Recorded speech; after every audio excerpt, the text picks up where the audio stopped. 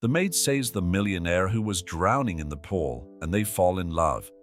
The Californian afternoon sun seeped through the huge windows of the Hawthorne mansion, casting elongated shadows on the Italian marble of the floor. Ellis Martinez discreetly adjusted his navy blue uniform as he pushed his cleaning trolley down the second-floor corridor, his strides as silent as ever. At 28, she had perfected the art of being practically invisible, an essential skill for a maid in the home of one of the richest men in Beverly Hills. Asher Hawthorne, her boss, was known as much for his achievements in the business world as for his extravagant parties. Ellis had become accustomed to the mornings after these celebrations, when crystal glasses and empty bottles decorated every available surface of the $20 million mansion. On that particular afternoon, however, something was different. The silence that hung over the estate carried an unusual density. Ellis paused for a moment, his brunette hands gripping the cleaning cloth more tightly than necessary. Years of working in other people's homes had sharpened his instincts, and now they were screaming that something wasn't right. That's when she heard it. A muffled sound coming from the pool area, followed by an irregular splash. Ellis approached the window at the back of the property. Her heart almost stopped when she saw the figure of Asher Hawthorne struggling in the water, his movements becoming weaker and weaker. Without hesitation, she ran through the corridors, down the stairs in record time, and across the courtyard. "Mr. Hawthorne," she shouted, but there was no reply. Without a second thought, Ellis dived into the pool, still dressed in her uniform. The icy water enveloped her body as she swam towards her boss, who was now eerily still. Years of swimming during her teenage years in San Diego proved useful when she managed to reach him and bring him to the surface. With a strength even she didn't know she possessed, Ellis dragged Asher's unconscious body to the edge of the pool. Her hands were shaking as she checked his vital signs, preparing to start cardiopulmonary resuscitation.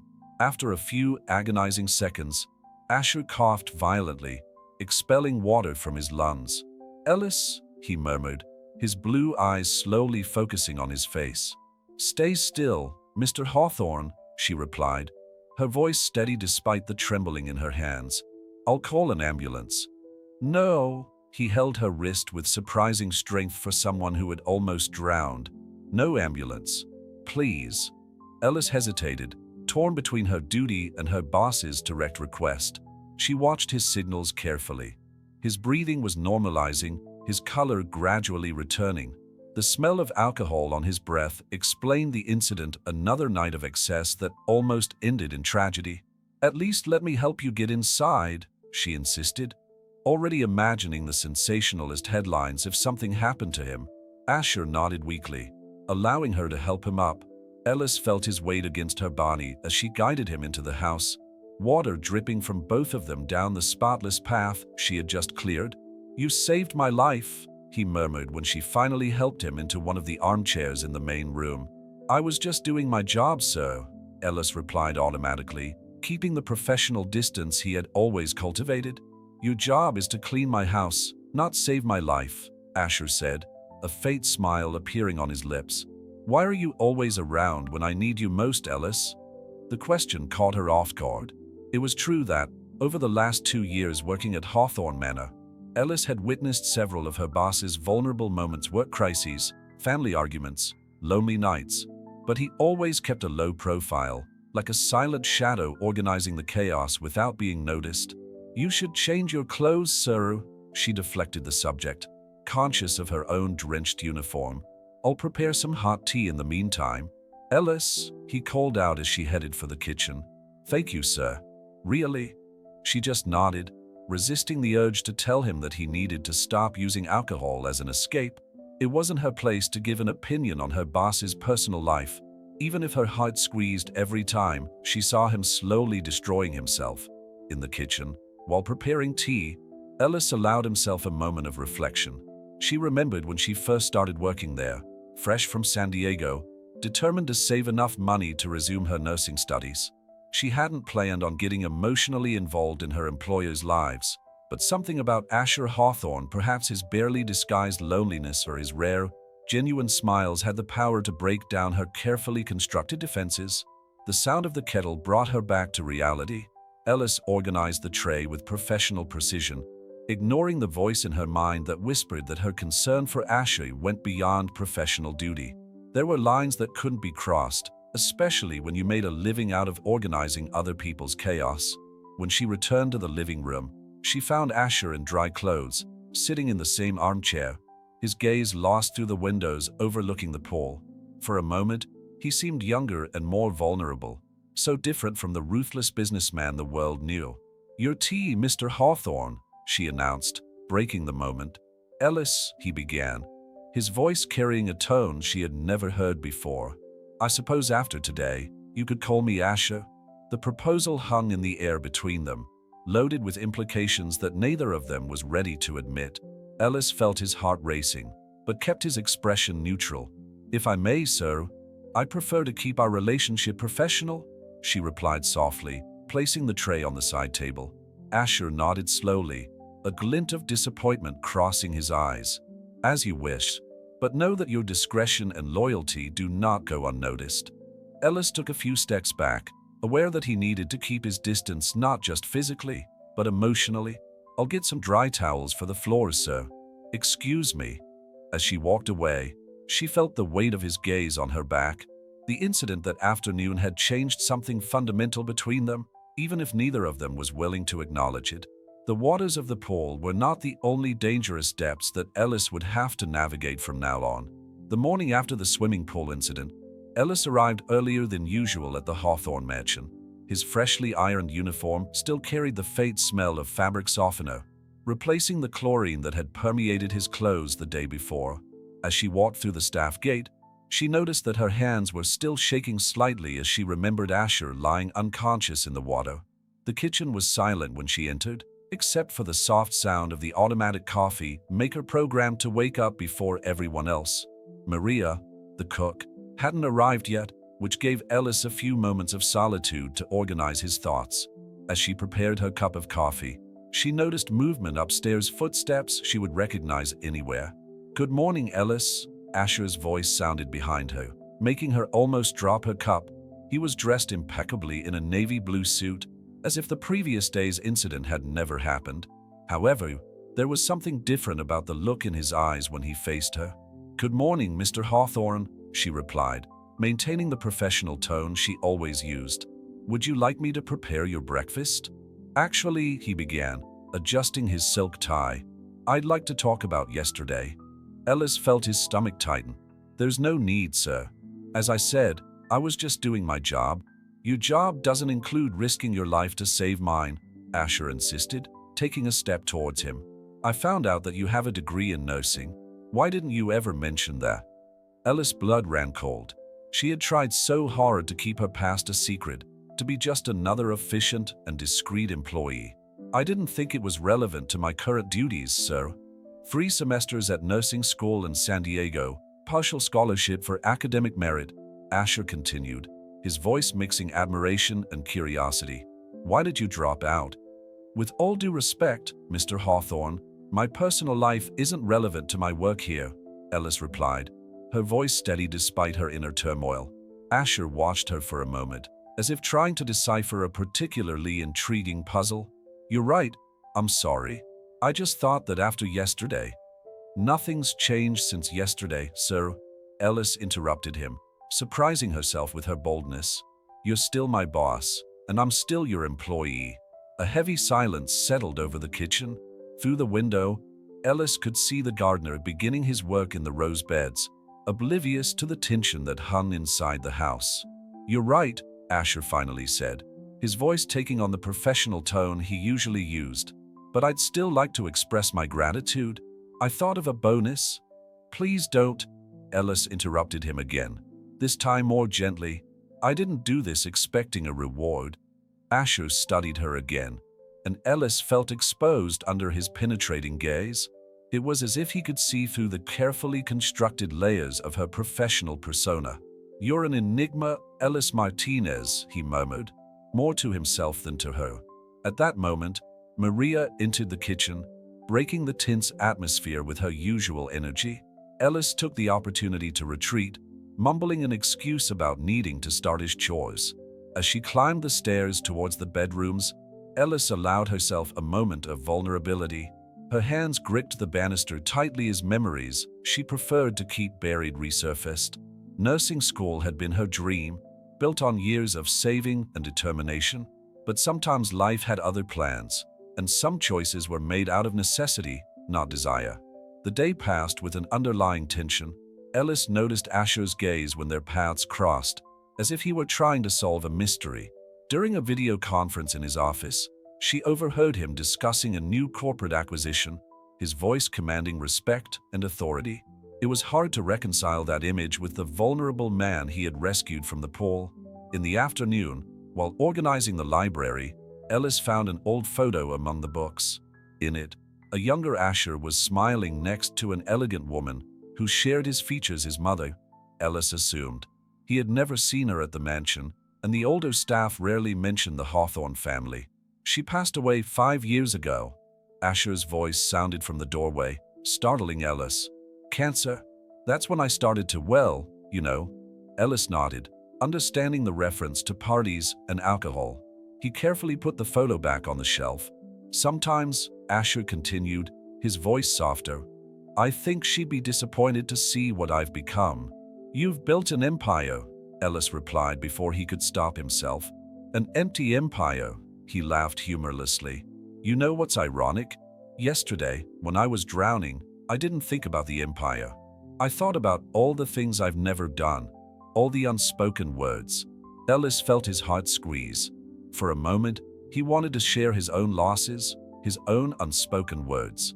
But she kept silent, knowing that some lines shouldn't be crossed. I'm sorry, Asher said, running his hand through his hair in a rare gesture of nervousness. I shouldn't be dumping this on you. It's all right, sir, Ellis replied softly. Sometimes we need to talk, even if it's to the wrong person. Their gazes met, and for a moment, all social and professional barriers seemed to melt away. Ellis saw not the millionaire, but the man lonely, wounded, and trying to find his way, just like her. The moment was broken by the sound of Asher's cell phone.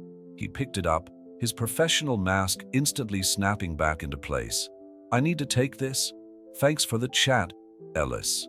She nodded, returning to her task as he left.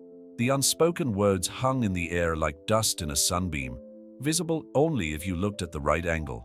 That evening, as Ellis left the mansion, he looked up at the illuminated windows of Asher's office. The distance between them was measured not just in floors or social status, but in secrets kept in truths not revealed. And perhaps, she thought, it was better that it stayed that way. News of Asher Hawthorne's near drowning spread quickly among the mansion's staff, turning into whispers in the corridors and curious glances directed at Ellis. She maintained her meticulous routine, ignoring the comments and speculation, but she could see that something had fundamentally changed in the dynamics of the house. A week after the incident, Ellis was organizing the main closet when she found a shoebox hidden at the bottom of a drawer. It wasn't her custom to rummage through her boss's personal belongings, but the barely closed lid revealed a pile of newspaper clippings. The headline on the first one made her freeze. Tragedy strikes Hawthorne family. Accident claims life of promising heiress. Some secrets should stay buried. Asher's voice sounded from the doorway, causing Ellis to drop the box abruptly. I'm sorry, sir, she hastened to say, feeling her face burn. I didn't mean to. My younger sister, Charlotte, Asher interrupted her, crossing the closet to pick up the box. She was my mother's favorite, the smart one, the compassionate one. His voice carried a mixture of love and bitterness. She died in a car accident 6 years ago. I was driving. Ellis felt the weight of that confession. Suddenly, the excessive partying and self-destructive behavior took on a new context. You don't have to tell me that, she said softly. Maybe I do, Asher replied, taking a seat on the small bench in the closet. You saved me, Ellis. And ever since, I've been wondering why I feel so exposed when you're around. The air between them became thick with unspoken words. Ellis stood, his hands nervously clenching the cleaning cloth. We all carry our ghosts, Mr. Hawthorne, she finally replied, thinking of her own buried secrets in San Diego. Like you're dropping out of nursing school? He asked, his blue eyes fixed on her. Ellis felt her heart race. Some choices are made out of necessity, not desire, she replied, repeating the words she used to say to herself. Was it because of your father? Asher continued, and Ellis felt the ground disappear beneath her feet. Forgive me for intruding, but after the incident at the pool, I wanted to get a better understanding of who you are. Did you investigate my life? She asked, her voice trembling slightly. I needed to know who the person who saved my life really was, he admitted, without showing any regret. I found out about your father's illness, his medical debts, his decision to abandon his studies to work. Ellis felt tears threaten to form, but held them back. With all due respect, sir, my personal history is not for sale along with my domestic services. Asher stood up, approaching her. That's not what I'm suggesting, Ellis. I'm trying to say that I understand sacrifices for family. I understand carrying guilt and responsibility. You and I live in different worlds, she replied, taking a step back. Your tragedies may make the headlines, but mine are just statistics in some report on university dropouts. Is that what you think of me? That I'm just headlines and money? He asked, a note of hurt in his voice. What I think doesn't matter, Ellis replied diplomatically. What matters is maintaining our professional relationship. What if I don't want to keep that distance anymore? Asher asked, his voice dropping to almost a whisper. The moment was interrupted by the sound of heels in the hallway. Victoria Chun, Asher's executive assistant, appeared in the closet doorway, her eyes narrowing at the sight of the proximity between boss and employee. Asher, the board meeting starts in 20 minutes, she announced, her tone making her disapproval of the scene clear. Thanks, Victoria, he replied, pulling himself together instantly. I'll be there in a moment. Ellis took advantage of the interruption to escape, mumbling an apology as he passed Victoria. In the hallway, he allowed himself a few deep breaths, trying to calm his racing heart. Later that day, while cleaning the windows in the library, Ellis reflected on the conversation in the closet. It was dangerous to allow the lines between employer and employee to become so blurred. Still, she couldn't deny the connection she felt with Asher, the mutual understanding of loss and sacrifice. The afternoon sun was casting long shadows across the books when Victoria entered the library. Ellis, can we talk? Of course, Mrs. Chun, Ellis replied, keeping her tone professional. I'll be blunt, Victoria began, her heels echoing on the wooden floor. Whatever game you're playing with Asher, stop. He's been vulnerable since the pool incident, and we don't need any unnecessary complications. There is no game, Miss Chun, Ellis replied calmly. I'm just doing my job. Good. Keep it up, Victoria smiled, but the smile didn't reach her eyes. It would be a shame if your dedication were misinterpreted. The veiled threat hung in the air even after Victoria left. Ellis returned to his task, but his mind was in turmoil. He had worked too hard to build a stable life to risk everything for what? Feelings that couldn't go anywhere? As night fell, Ellis made his last round of the mansion. As she passed Asher's office, she saw him leaning over papers, looking exhausted. For a moment, he wanted to go in, offer comfort, share his own stories of loss and redemption. But Victoria's words echoed in her mind, and she moved on. Some distances, Ellis knew, existed for a reason, and some stories were best left in the shadows where they belonged. The following Monday, the Hawthorne mansion was abuzz with preparations for an important business dinner. Ellis watched the frantic movement of the extra staff hired for the event as she methodically organized the flower arrangements on the side tables in the main hall. Ellis, Victoria's voice sounded behind her. Asher has asked you to personally supervise tonight's service. Ellis turned around in surprise. Normally, social events were the responsibility of Victoria or the head butler. Are you sure, Mrs. Chin? It's not my usual role. Apparently, Victoria replied with a tense smile. Asher trusts your judgment, especially after recent events. The subliminal message was clear. The swimming pool incident had altered her position in the hierarchy of the house, whether she liked it or not. I'll do my best not to disappoint, she replied diplomatically. As the afternoon progressed, Ellis coordinated the last details of the dinner, trying to ignore the prying eyes of the other staff. Through the windows of the lounge, he could see Asher in his office, conducting a video conference. He looked tense, his posture rigid as he gestured emphatically at the screen. He's been like this since early morning, Maria commented, approaching with a tray of canapes for approval. Something about a hostile merger with Chan Industries. Ellis froze. Chen Industries, Victoria's surname. Suddenly, the tension in the air took on a new dimension. Dinner started promptly at 8.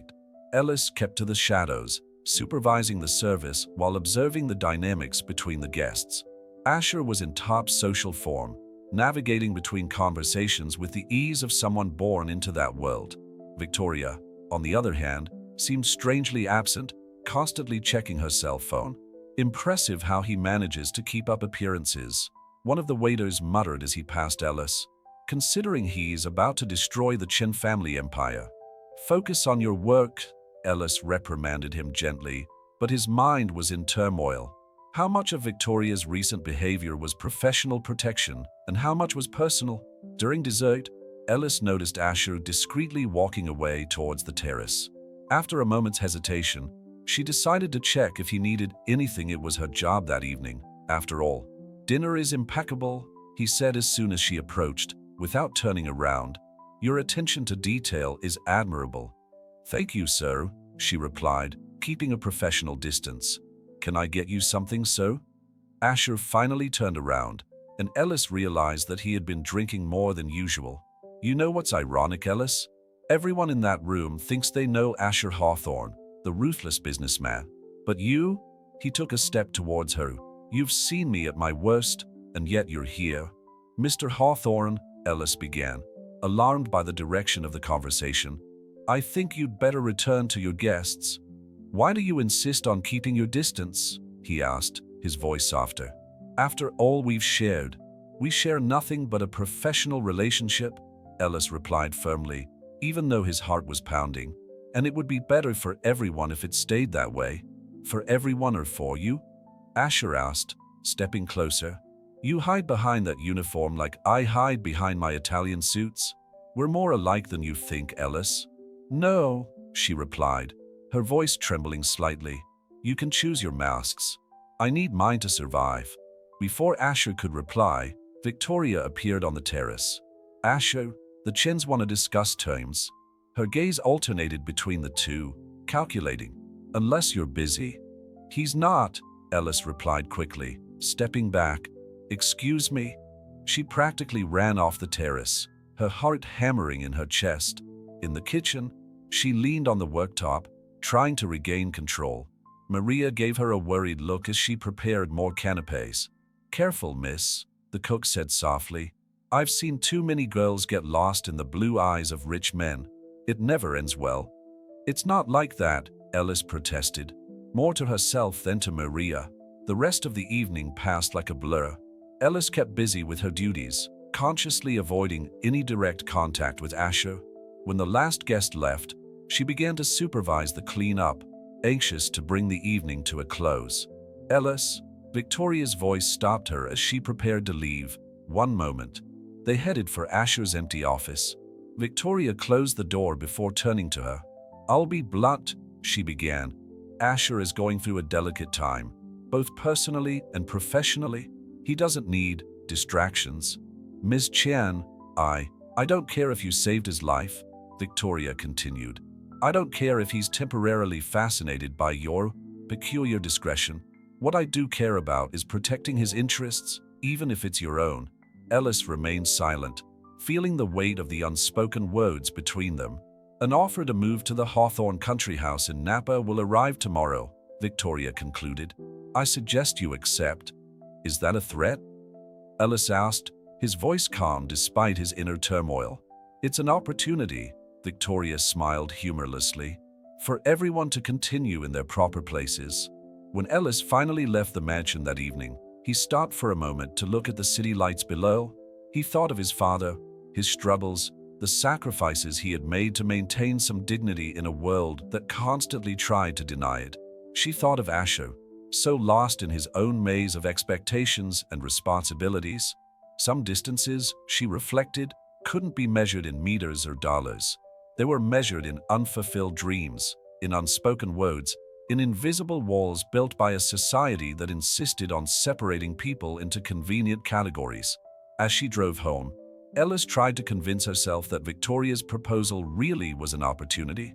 After all, distance was exactly what she needed, not just from Asher, but from all the dangerous possibilities he represented.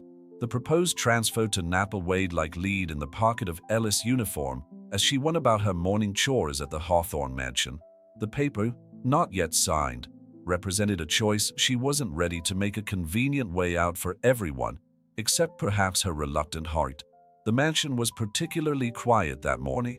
Asher had left early for a series of meetings related to the merger with Chan Industries, leaving a vacuum that seemed to amplify every little noise. The clink of the cutlery Ellis was organizing, the distant hum of the vacuum cleaner, the whisper of the wind through the silk curtains. "You seem distant today," Maria commented as Ellis helped organize them. Apparently, Victoria's resignation has already leaked out, along with rumors about the Chen merger. Reality swept through the office like a cold wave. Ellis quickly let go of Asher's hand, taking a step back. "I need to deal with this," he said, his professional mask snapping back into place. "Ellis, I know," she replied, forcing a smile. "Some stories have to wait." As she watched Asher leave the office, Ellis touched the transfer paper in her pocket.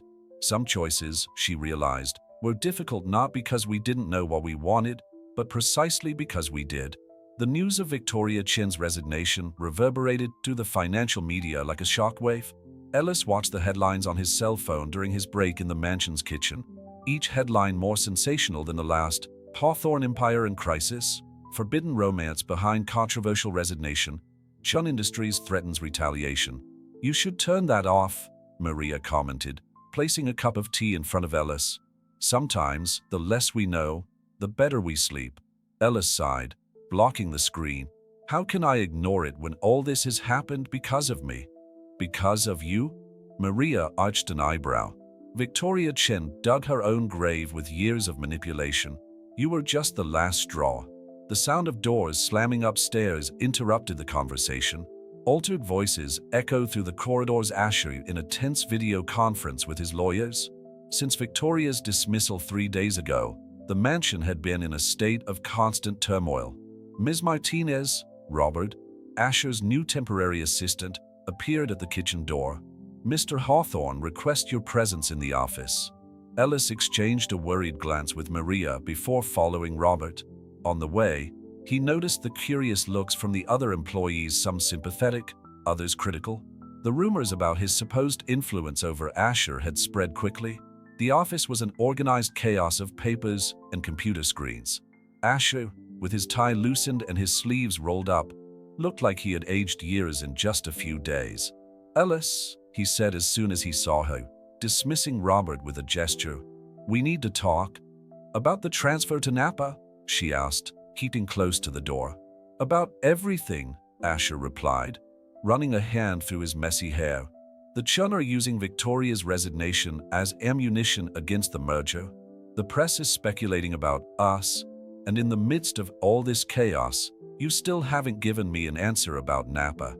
Ellis felt the weight of the transfer proposal in his pocket like an acre. "Maybe I'd better go," she said softly. "Put an end to the speculation." "Is that what you want?" Asher asked, getting up and approaching her. "Or is it what you think I should want?" "What's the difference?" Ellis replied, her voice trembling slightly. "Some choices aren't about wanting, they're about needing." "Like dropping out of nursing school?" he asked gently. "Like sacrificing your dreams for your father?" "It wasn't sacrifice," Ellis protested, although her words sounded hollow even to herself. "It was survival," Asher added. "But you're not just surviving anymore, Ellis. You're hiding." The words hit Ellis like a punch in the gut. Tears threatened to form in her eyes, but she held them back as she always did. "You don't understand," she began, taking a step back. "Stop," Asher interrupted, his voice firm but gentle. "Stop calling me sir when we're alone. Stop hiding behind that formality. Stop pretending you don't feel what I know you feel." "And what exactly do you think I feel?" Ellis challenged, his voice stronger than he felt. "Fear," he answered simply. "The same fear I feel. Of allowing yourself to be vulnerable, of taking risks, of admitting that maybe, just maybe, we deserve more than survival." The silence that followed was deafening. Through the office window, Ellis could see the garden where, not so long ago, she had saved Asher from the pool. How much had changed since then, and how much still needed to change? "The Chun will use that against you," she finally said. "A love story between a billionaire and his maid? The press will have a field day." "So it's a love story?" Asher asked, a small smile appearing on his lips. Ellis felt his face burn. "You know what I mean." "I know," he replied, his expression softening. "And I don't mind. I spent years worrying about what others would think, about the legacy of the Hawthorne name, about expectations that weren't mine. I almost drowned in those expectations, literally." He took another step towards her, eliminating almost all the distance between them. "But you saved me, Ellis. Not just from the pool, but from myself. And now," he hesitated, as if carefully choosing his next words, "now I want to return the favor." "How?" she asked, her voice just a whisper. "By letting you choose," Asher replied. "Really choose. No pressure, no expectations. Napa, if that's what you really want." Or, he picked something up from his desk. "This?" Ellis looked at the envelope he held out. With trembling hands, she opened it, her eyes widening as she read its contents. "A scholarship?" she asked incredulously. "To complete your nursing degree," Asher confirmed. "No strings attached, no obligations. Just an opportunity to take up the dream you had to abandon." Ellis felt the tears she had been holding back finally escape. "Why?" "Because you deserve more than survival," he replied simply. "And because, selfishly, I want to see you shine whether you're by my side or not." The moment was interrupted by the ringing of Asher's phone. He ignored it, his eyes fixed on Ellis. "You don't have to decide now," he said softly, "but you need to decide for yourself, not for what you think you should do." Ellis looked at the envelope in his hands, at the transfer proposal in his pocket, and finally at Asher. For the first time in a long time, she allowed herself to see not just the billionaire or the boss, but the man as lost as she was, as longing for something real in a world of appearances. "I need time," she finally said. "All the time you need," Asher replied, a gentle smile on his lips.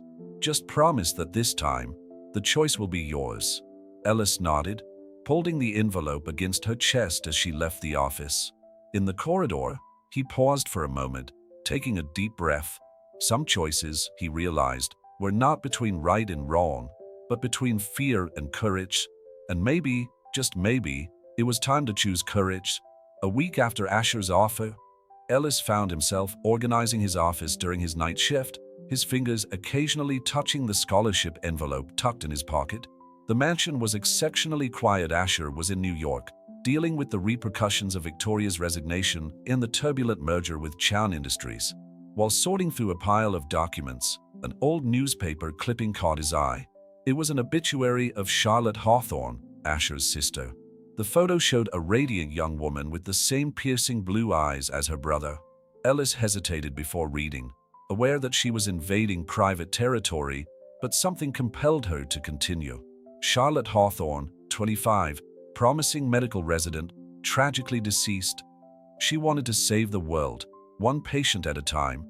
A familiar voice sounded from the doorway, startling Ellis. Asher was there, still in his travel suit, looking exhausted. "I'm sorry, I shouldn't have," Ellis began, but Asher interrupted her with a gentle gesture. "It's okay," he said, stepping closer to look at the photo.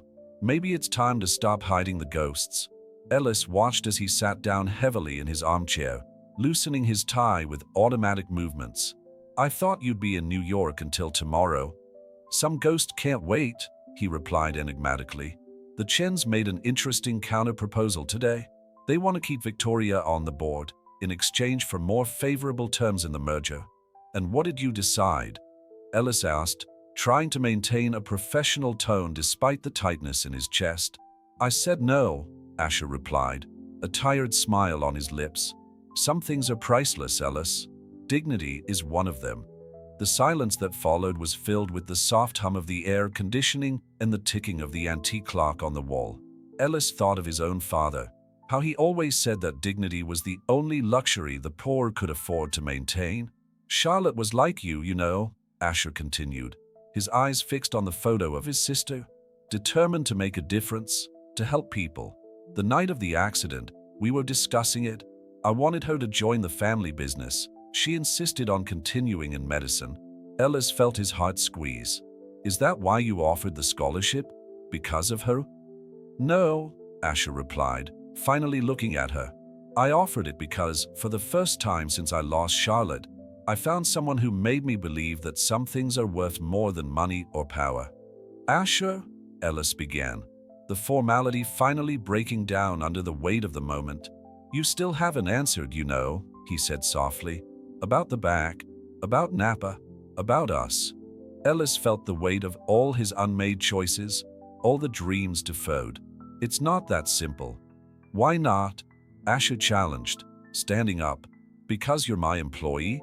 Because we come from different backgrounds? Or because you're afraid that, for the first time, someone is offering more than survival? The words hit Ellis like a punch in the gut. Memories of her own difficult choices flooded her mind, dropping out of college, selling her car to pay for medical treatment, working 2 shifts to keep a roof over her head.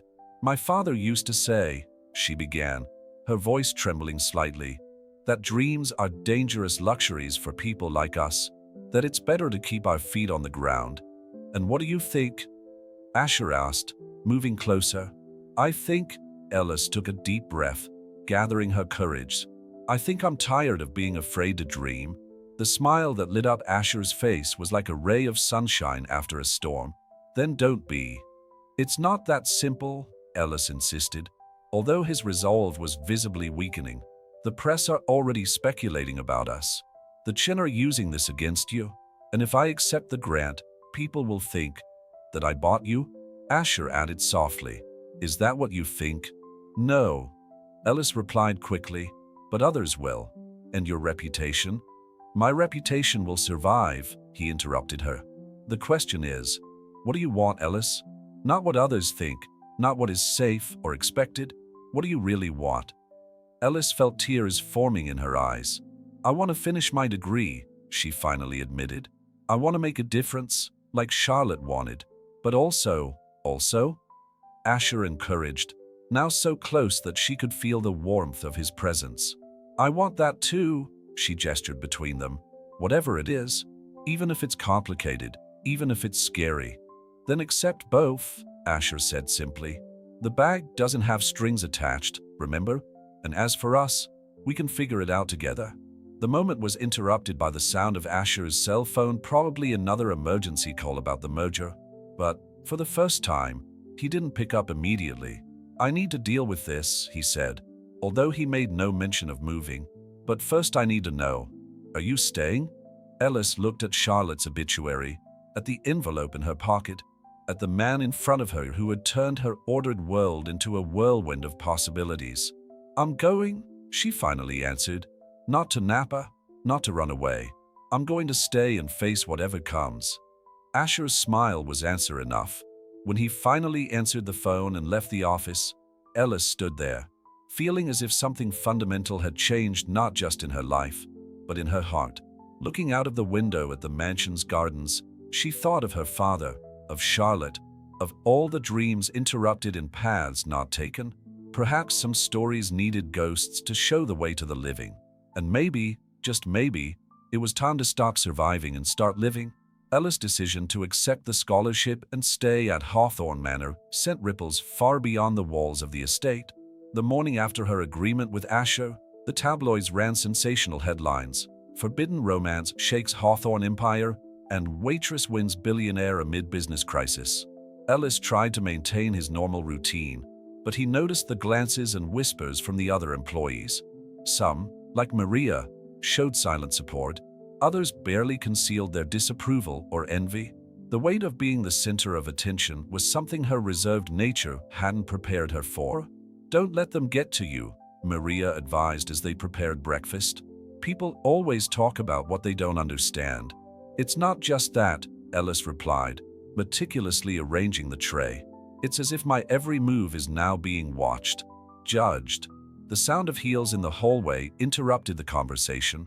Victoria Chun entered the kitchen, her presence causing an immediate silence.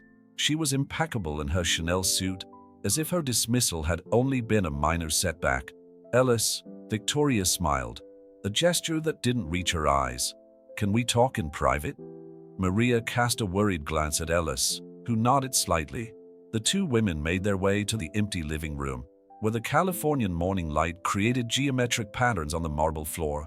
"I've come to make a proposal," Victoria began without preamble. "The Chens are willing to be generous." Ellis felt his stomach turn. "What kind of offer?" $500,000, Victoria declared, "for you to leave the mansion and never contact Asher again. It's as simple as that."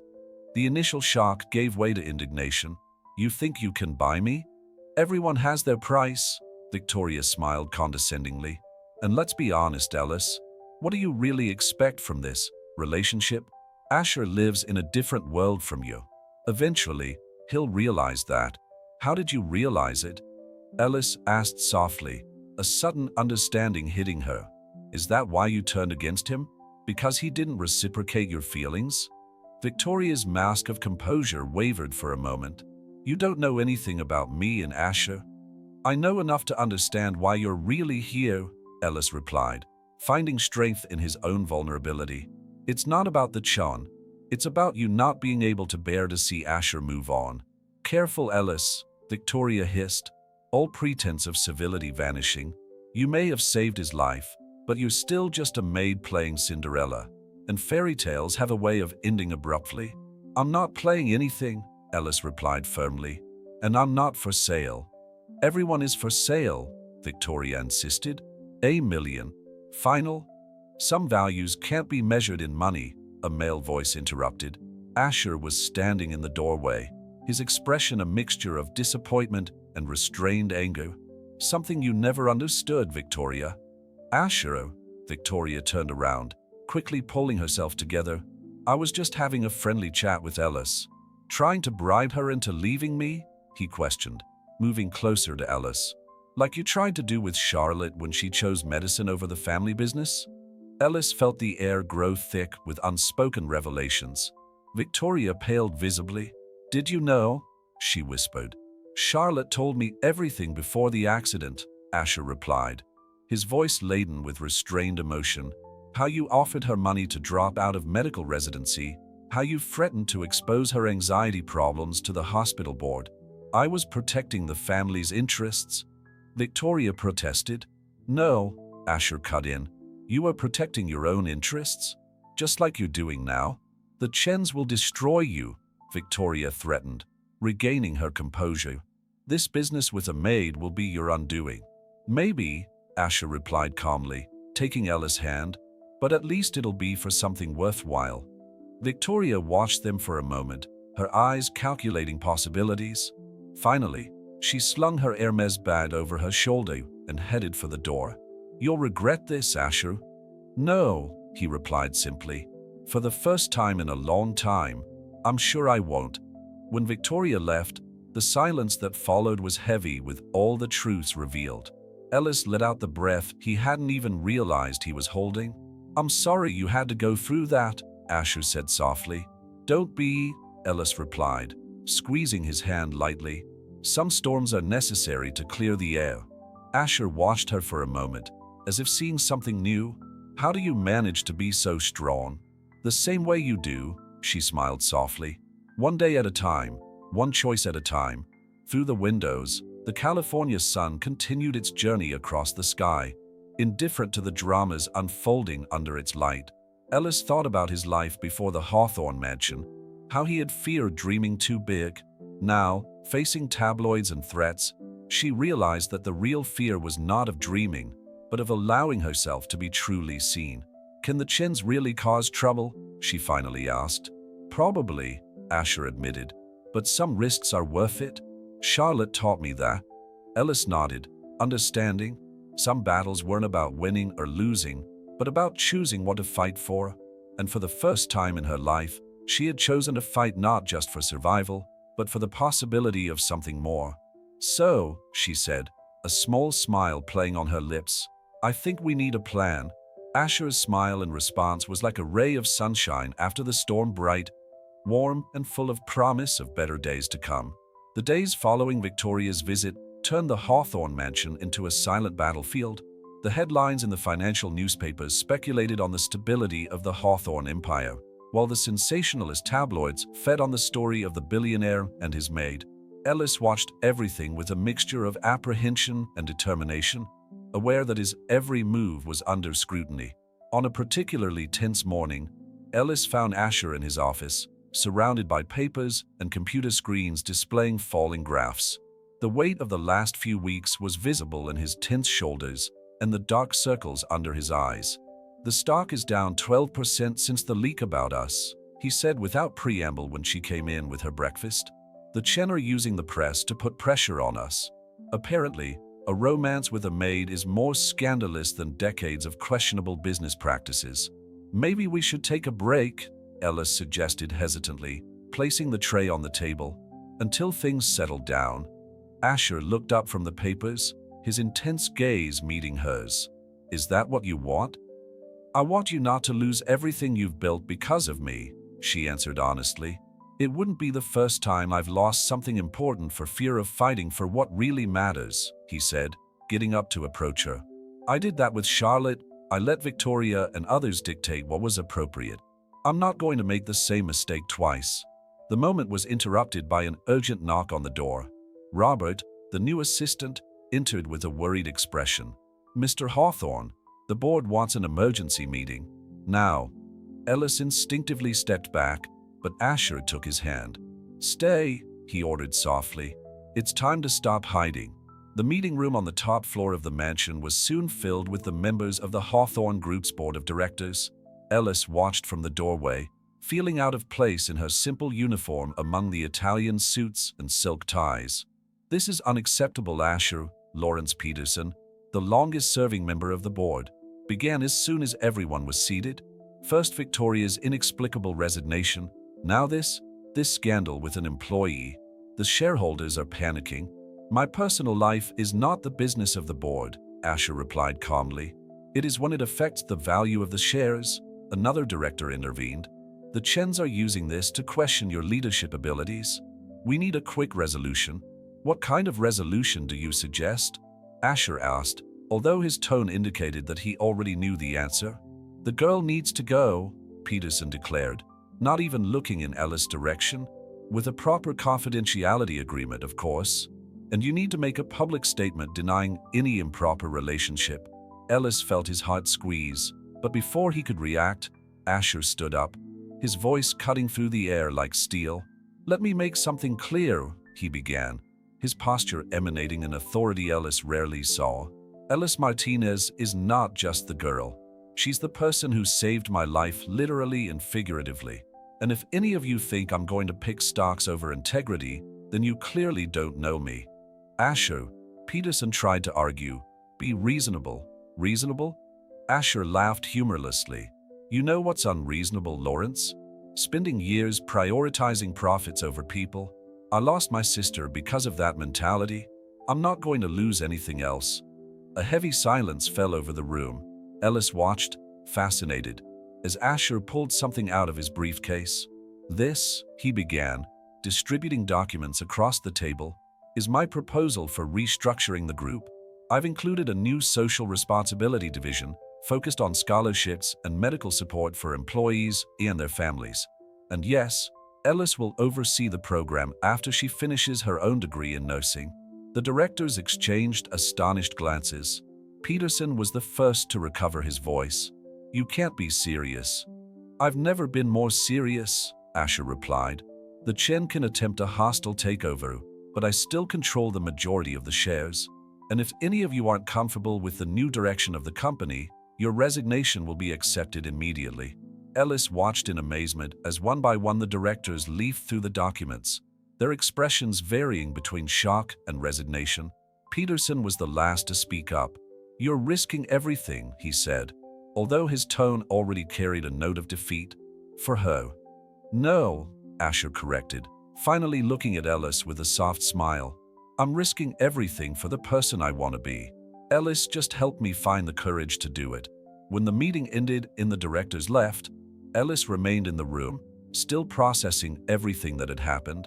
Asher approached her, looking simultaneously exhausted and invigorated. "You didn't have to do that," she said softly. "Yes, I did," he replied. "For Charlotte. For you. For myself. What if the Chins get the takeover?" "Then we start again," Asher shrugged. "I have enough money saved to live comfortably." And more importantly, he took her hands between his. "I have something that no amount of money can buy: clarity about what really matters." Ellis felt tears forming in her eyes, but this time she didn't hold them back. Some battles, she realized, were not about winning or losing, but about choosing what to fight for. And for the first time in her life, she felt she was fighting not just for survival, but for something much bigger: the chance to be truly herself. "So," she said, a small smile playing on her lips, "I guess I need to start looking for uniforms more appropriate for a social program supervisor." Asher's laugh echoed around the room, sincere and liberating.